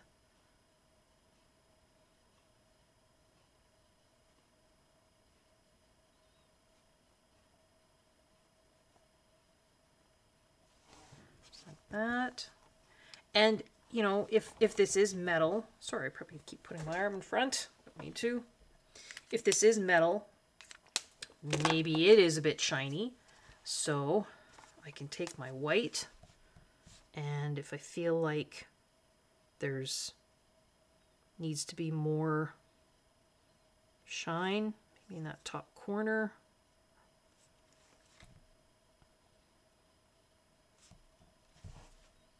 And then maybe a little bit of shine in the center. If this is round, I mean, I guess those other parts were round too, but there. The wood. I'm gonna base the wood in raw umber 180.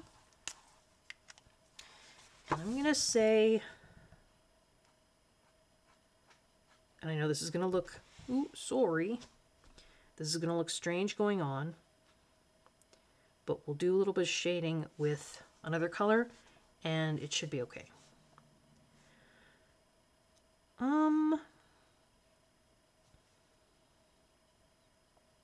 Yeah, just to avoid having too many colors going on. I was going to do this, whatever this is, kind of edge to the roof a different color, but I think I will leave it the same color. And I'm going to turn this sideways. When you're using water-based pens, it's always best to try and color in the direction that is going to mimic the substance, the material that you're coloring. So if there is any streaking, at least you're kind of working with it. So if these are planks that are forming the roof, then I want to make sure that I'm coloring them this way, so that if there is any streaking, at least the streaking goes that direction. And while I have my book tilted, might as well do this.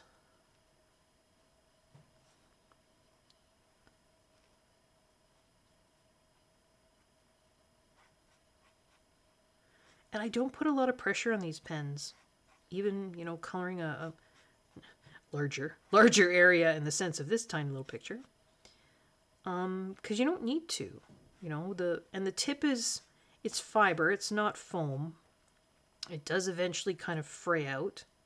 These are double-ended nibs though, so if you have a nib that gets frayed, pull it out, flip it over, push back in, and then you've got a whole other nib. So I think this is going to be wood. Again, is my coloring the most colorful in the world? No. I'm going to make this wood. Oh, now I'm way off screen. I'm going to make this wood. And maybe this will be more colorful. I haven't decided yet. This is going to be wood. This will be, oh, way off screen again. Sorry, I just made that wood.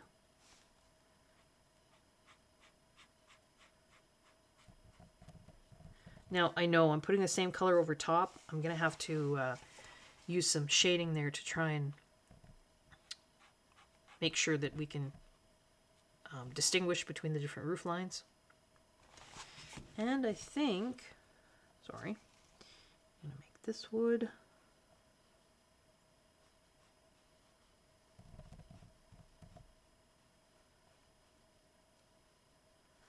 I'm going to make the frame around the door wood, but I think I'm going to make the door a different color.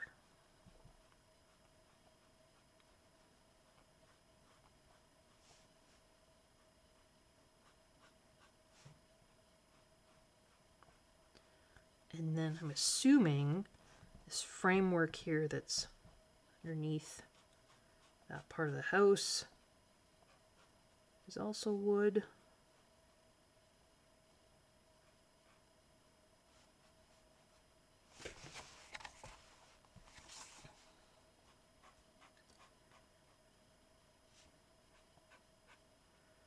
Guess I should have done some shading rather than basing this all first, shouldn't I? Oops, that's what I said to do before.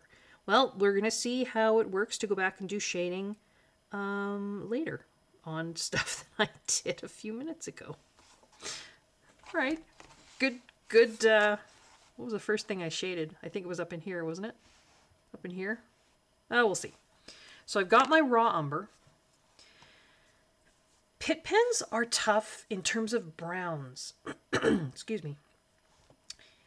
The next best brown that I can use to shade this is Dark Sepia 175, and it's pretty dark. So I'm going to have to be careful here on my shading. So there's going to be shading, quite deep shading up in here, right? And down that side, because we are, how's the lighting, by the way? Sorry, I've been at this and it's dark here early, and so it's getting darker and darker outside. There's going to be a fair amount of darkness under there because, you know, if the light, again, is coming from this direction, it's going to be in shadow. And then there'll kind of be a shadow kind of all around, because I'm assuming that peak is in front of the roof that's shown behind it.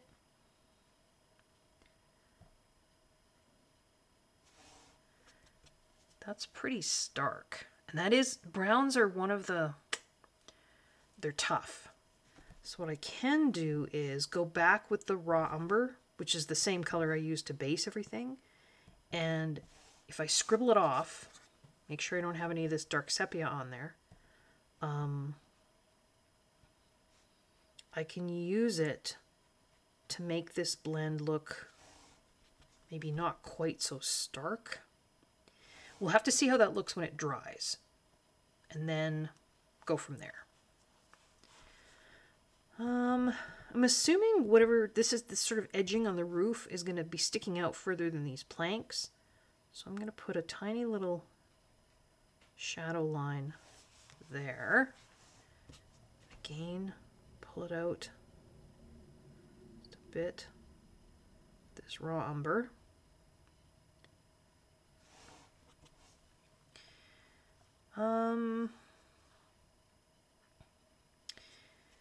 Wood, oh, I find wood tough. So I'm just going to go with my gut here. My gut says I'm going to not worry too much about shading this wood, right, on this peak, because if I start putting shading like on the bottom here, it's going to run into the shading that I did underneath. Just, do you know what I'm saying there? So I'm just going to put tiny little, this is with the dark sepia now, barely touching this to the page, like grain, you know what I mean, in the wood, just to give it some kind of interest, since I'm not, I might actually use, remember I mentioned before, you can use the same color you base with, and if you go back over, you can get a little bit of shading that way. So maybe just on the bottom edge there.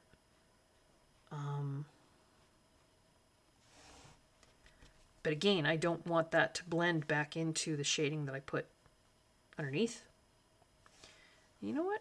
For wood grain, sometimes you can take your trusty white, dab it off, tap it off. I mean, you're not going to get away with this on a big picture or a big image, right? It'll look weird. But on these tiny little images, you're more looking for an impression of something rather than realistic. That's how I view it anyway. The impression of wood grain instead of, you know, detailed wood grain. So if I want to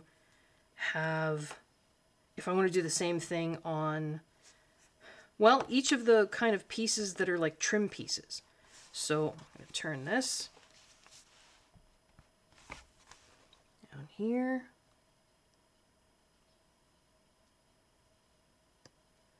Try and do it randomly if you can.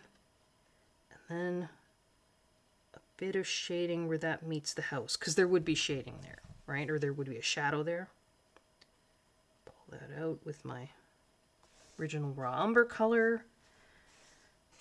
Maybe, I don't know, a little bit of that raw umber, so it's like a second layer on the bottom. So that's a little bit more shaded.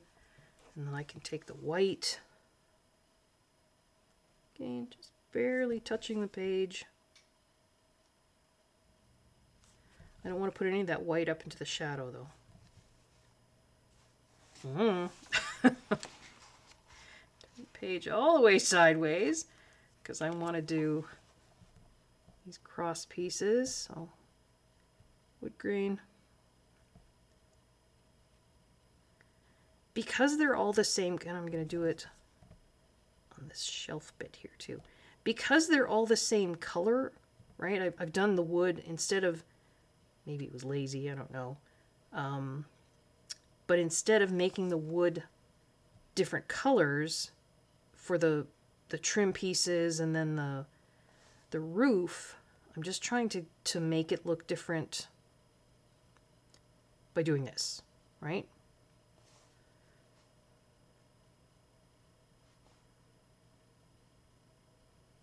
Oh, off the page, sorry. So I did it on this piece of the roof here, and then this, and now I'm just doing this larger kind of beam down here. Ooh, a bit too dark. That's okay. And I think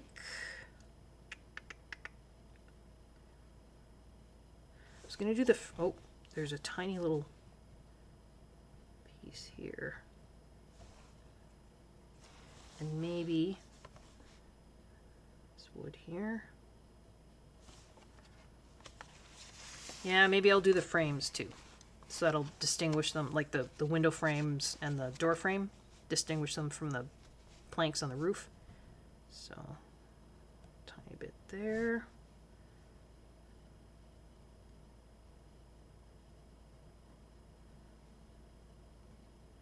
Sorry. When I have to do work like this where I'm barely touching the page, I get quiet. So I have to focus, concentrate. Because your hand is just, I mean, the tip of the pen is just barely grazing the page. And then these here.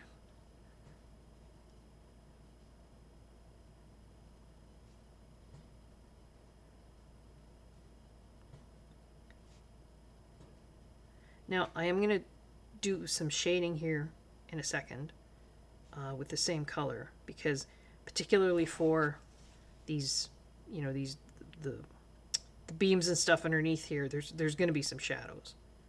But I thought I would put in wood texture first.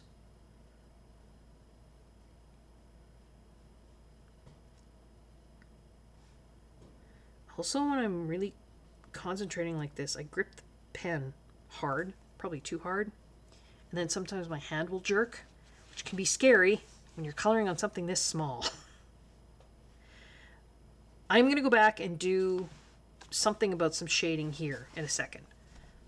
You can see I tend to jump around, so tiniest hint of shading just where that post would be underneath the, I'm assuming it's like a little tray that's holding the mailbox, maybe. And then we're going to have a little bit of shading.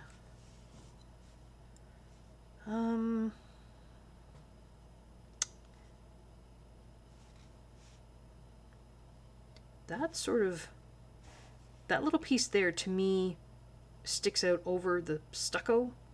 So I think there would be shading on the roof behind it. You know what I mean? I was going to put some shading on top of it, but I'm pretty sure the shading would be more like that. So it really makes that stand out because it's closest to us, right?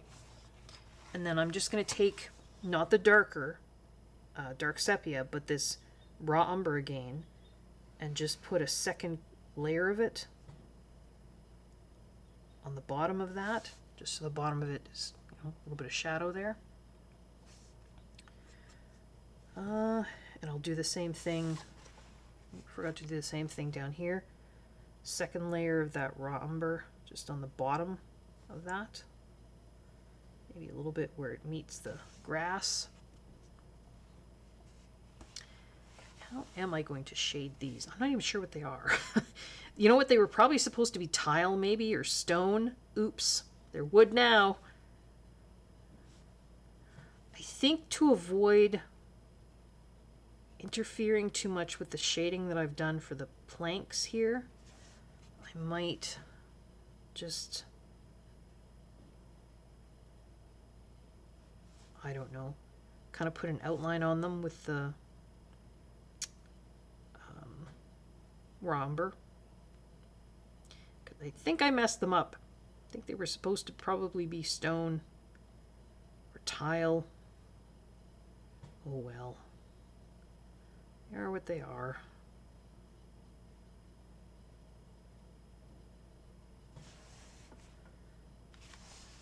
There we go.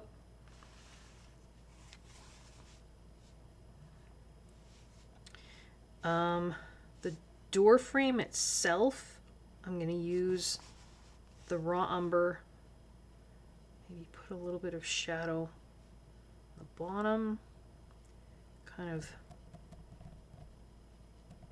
where the door meets the frame, and then where the window, underneath the window. It's hard. I don't have a lot of space here, and I'm not shading with the sepia because I think that would be, it's too dark. Underneath the door.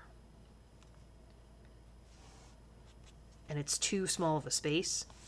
Same thing for this tiny little window ledge up here. And I know I haven't gone back in with the white to do the grain on any of this stuff. I will. Actually, I probably should have done that before I shaded. Okay.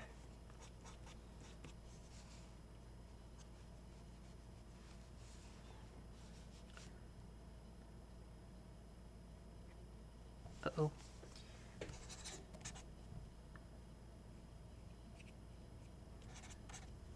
Thought I left my white out and it dried up. There we go. The white does tend to, like, I've had the cap off these other ones for a while, and they've been fine, but the white does seem to be more apt to dry up. Maybe it's just a different kind of ink, not sure. So there we've got, just putting anywhere where I wanted that wood grain, just little barely touching this to the page, and then dab it off on the door frame. Now I've already put some shading on this, so that makes it a bit more difficult. See what I mean? Sometimes, I don't know. I don't really think. I just do. And sometimes it turns out, and sometimes it does not. I don't know. I think this is okay so far.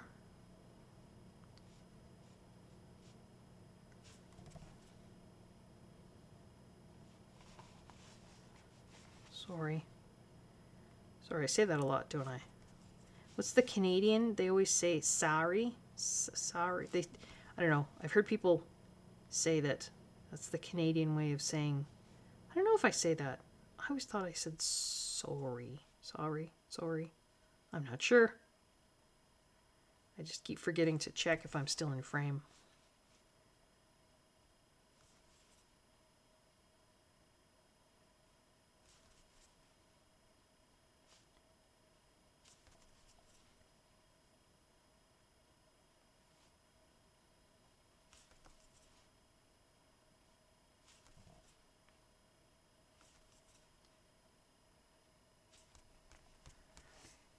Okay, I think that's all of them. So I'm going to put the lid back on the white.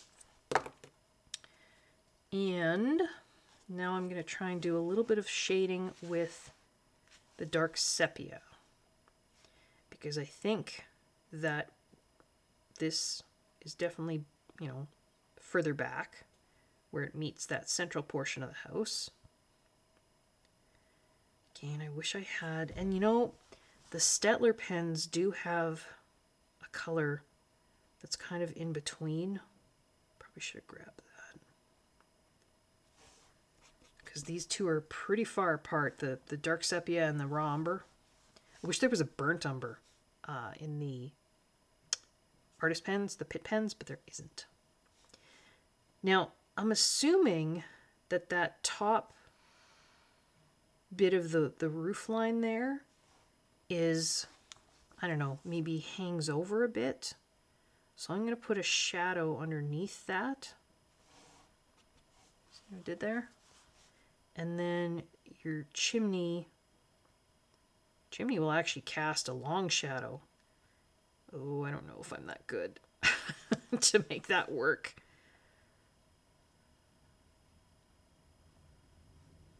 Okay, I will, but not with the dark sepia because that's way too scary. So if the light's coming like this, then this is going to cast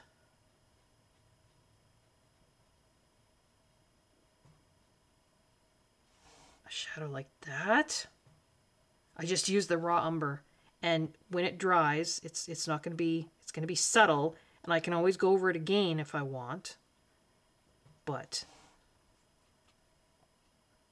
I don't think I'm going to do that on these ones because they would be casting a shadow differently. This, I don't know. Again, if I had artist training, I'd be able to describe that better to you, but my gut says we'll just leave that. I could worry about shadows because these are kind of like individual planks, right? Oops, sorry. Now we're way off frame. There we go. And if they're overlapping, there should be a shadow underneath. Maybe I'll just use that raw umber again to define that.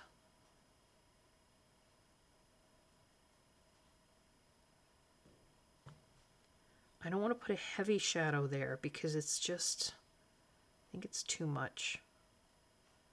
This may dry to be too light. I don't know. I can kind of give, there was some, you know, indication of planks here. So the same thing. I'll just take that raw umber. I'm basically putting a line underneath where Johanna has drawn the line. I don't know. I don't know if that was worthwhile or not. We'll see. We'll see how that works.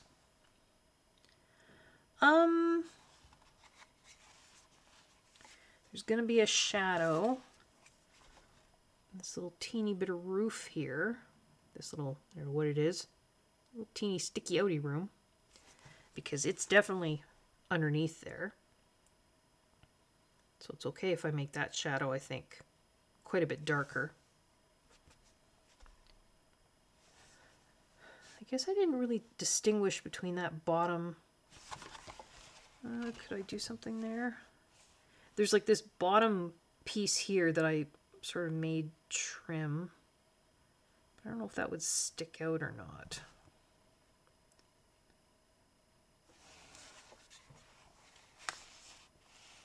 I don't know. We'll see.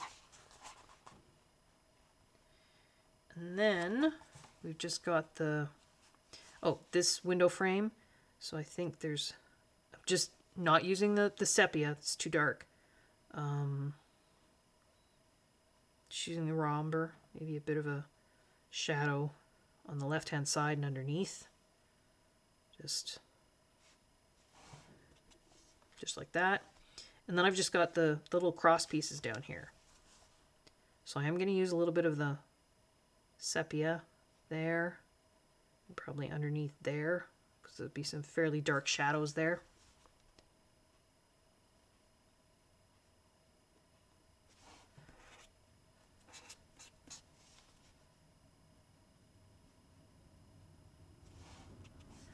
And then probably some dark shadows where that beam, the house, and underneath.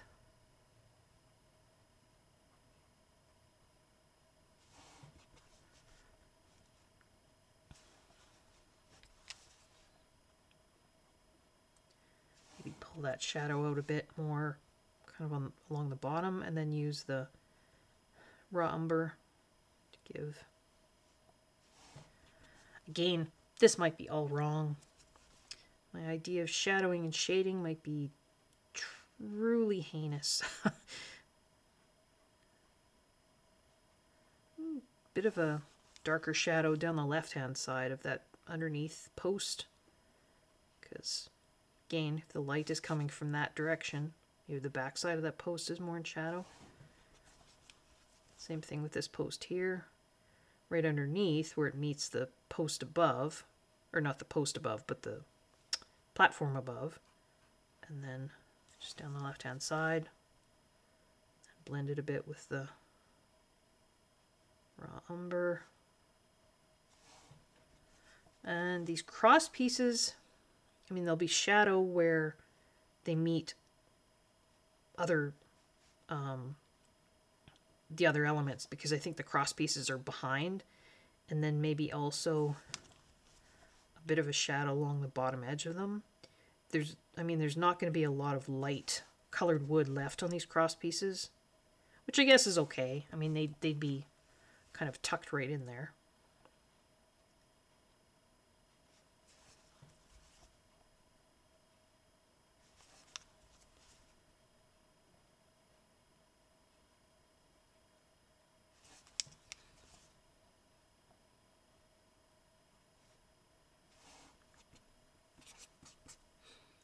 Did I get everything? I did. Yeah. All right. What have we got left? We've got the door and the little, I don't know if it's a mail, but it looks like a mailbox.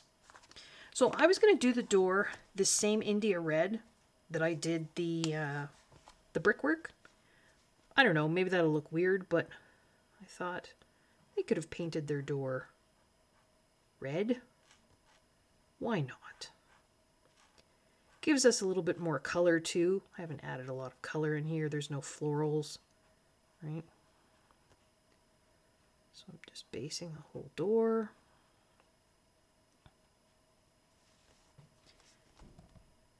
I'm gonna make this little flag red.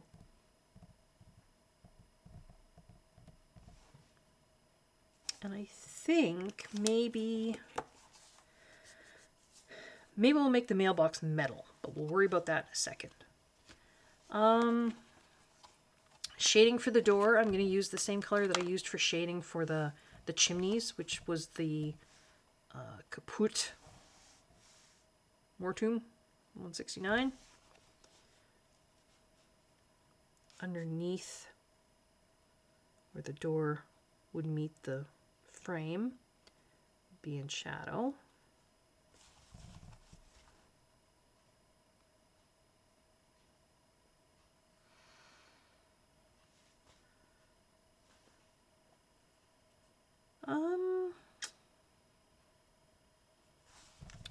probably around the edges too, maybe.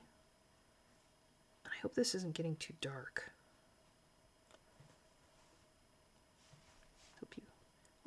Hope everybody can still see what I'm doing.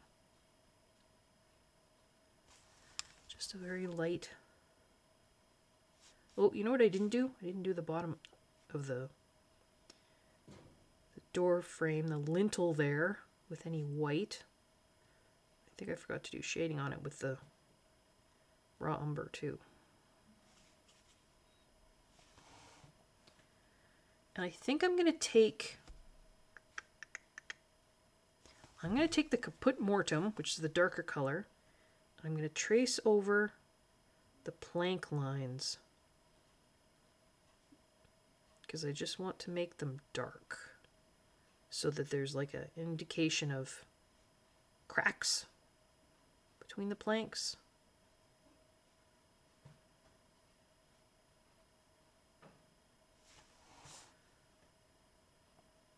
Sure, why not? And I think that's it for those colors. Where's my white? I forgot to put... I don't know how much white there would be on this lintel down here. I'm just trying to keep it maybe to the top because that's where the brighter part would be. And then a little bit of the raw umber on the bottom.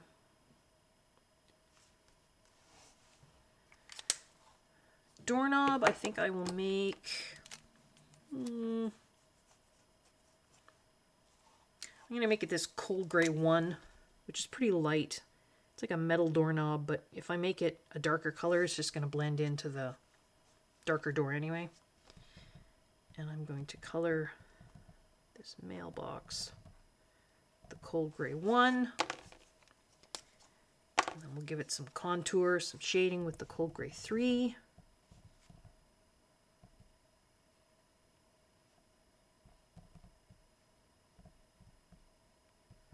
Maybe it's round. I don't know. We're going to make it round.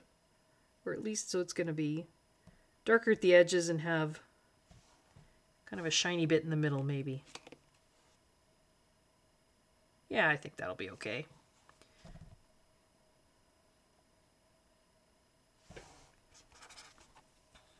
So then we'll take the white and just put a couple lines. And I guess I didn't do any shading or distinction between that top part and the bottom part, did I? I'm not really sure.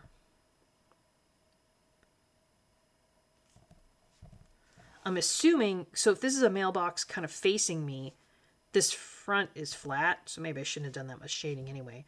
But one half wouldn't be overhanging the other. That's how I saw it anyway. And then, I mean, background. Now, backgrounds can be tough with Pitt pens. I don't know. I don't think that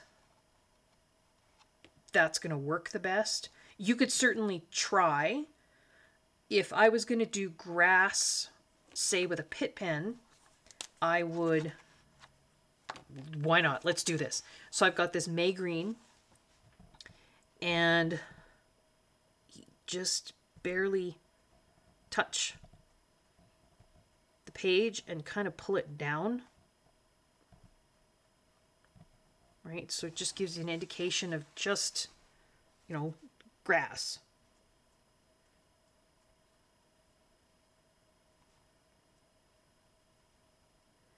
And if you kind of change your direction of pulling it down every now and again, it'll give you, I don't know, a little bit of the illusion of grass,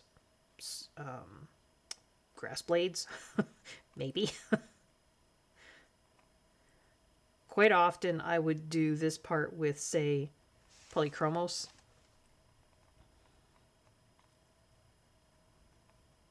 But I did say we were going to do this whole picture with Pitt pens, didn't I?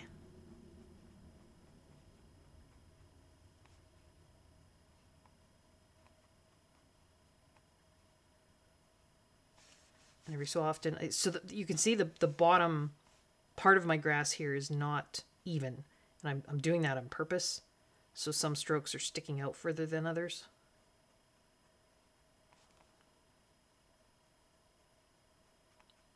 Because it's grass. And grass, at least my grass, is not even.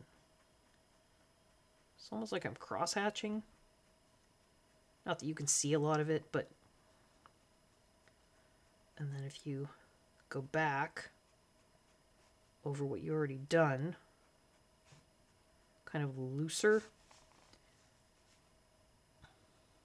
you can get kind of the illusion of blades of grass there too. Again, I think with these tiny pictures, that's what it's about, right? It's about illusion. You know, it's too small to get much else. And I think, oh, finishing touch. I didn't put any sparkly on here, but what I am going to do is I'm going to take this clear Jelly Roll Glaze pen. I'm just sort of scribbling on my scrap piece of paper off to the side just to really get it going. And I'm going to color over top of these windows. I'm kind of going in between for these windows that she's drawn that look like they have segments. I'm trying not to color over the lines because, I don't know, would they be on the inside or the outside of the window? I'm assuming they're on the outside. I guess they could be between the panes. I have some windows like that in my house. Oh, I never did. Did I use shading on that one? I don't think I did. Oh, and I almost put glaze on there. Okay, hang on. I was wondering why it looked a little odd. So I think we'd have shading. Everybody else screaming at me at the time too. Connie, you haven't shaded that one.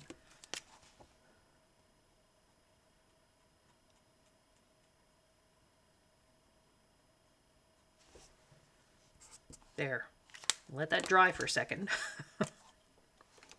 And then, oh, now I need to see where I've colored and where I haven't. Okay. So I haven't done these ones.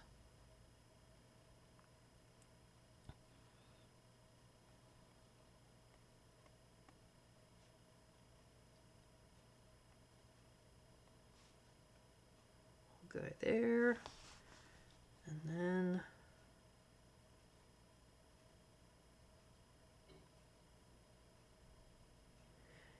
it's hard because this is a 1mm tip and there's some tiny spaces to get in here, but we'll do the best we can. And when I do this, again, I'm barely touching this to the page, so I'm getting a fair amount of ink. Well, it's clear, but a fair amount of gel ink coming out. Just, I don't know, it gives the windows that much more of a, you see, glass look. And that, I think, is it. I didn't do a sky background. I could go in afterwards and use maybe some gel crayon, maybe get a circle template and, you know, have a circle in behind it, or just part of a circle, and just have some blue gel crayon in the background, or I can use Polychromos to just do a little background. I might do that afterwards. If I do, I'll insert a picture of it in the video, but if I don't, then you won't see a picture. So we're just coming up on 1:30 of the coloring part, which, you know, I talked my way through it. I might have been able to do it faster had I not talked. Just trying to give you guys a good shot here. But, I mean, I think that's pretty good. For 1:30, we just did, my hand doesn't feel that bad, right? It would feel a lot more cramped if I had been using pencils. I didn't have to, this was real-time coloring. This wasn't me going off screen and you know, completing stuff and then coming back. So real-time coloring. We had a little victory there in Johanna's book. Future editing Connie here. I did forget to show you, because the whole point in choosing the US edition, right, of this book was to see if the paper felt good with Pitt Pens, and it does, yay. And to make sure that There was no shadowing and no bleed through, and I don't see any there at all. And I mean, I went over some of those areas quite a few times with, you know, the blending and the Pitt pens. In fact, you know, I can even feel a little wee bit of roughness in the paper in some of those areas, and there was no bleed through, no shadowing at all on the other side. So just thought I would stick that in because that was one of the things we wanted to look at. Quick future editing Connie here again. I said that I would put a quick picture in if I did put a little bit of a background. It's very subtle. I just used Polychromos. I used Ultramarine 140. Sorry, Light Ultramarine 140. And my tiny little stub of Sky Blue 146. And I did a little bit of the Light Ultramarine out here, kind of fading down to the Sky Blue at the bottom, just sort of in a, I don't know, kind of an oval shape in the back. And it's really subtle, but that I think that's probably my finished picture. And that's it. So thanks so much, everybody, for watching. If you like what you're seeing, please consider subscribing to the channel, hitting that like button, clicking notification bell so you get notified of new videos, and leaving a comment below. Those all help my channel. It also helps too if you know of anybody else in the coloring community or in real life that you think might like this kind of content. Let them know. They can find my channel and see if they like it. I hope everyone is well, I hope everyone is safe, and I hope everyone is enjoying their coloring. Until next time, bye everyone.